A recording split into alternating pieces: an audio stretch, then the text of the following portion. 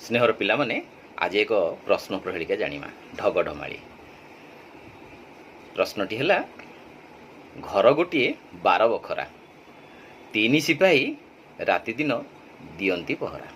एक घर है उसका 12 कमरा, 3 सैनिक उस स्थान की रात दिन होकर रखवाली कर रहे हैं।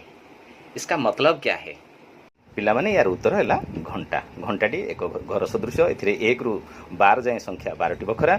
एथिरे 3टी सैनिक अछंती। से 3टी सैनिक होउछंती घंटा घंटा, मिनिट घंटा एवं सेकेंड घंटा।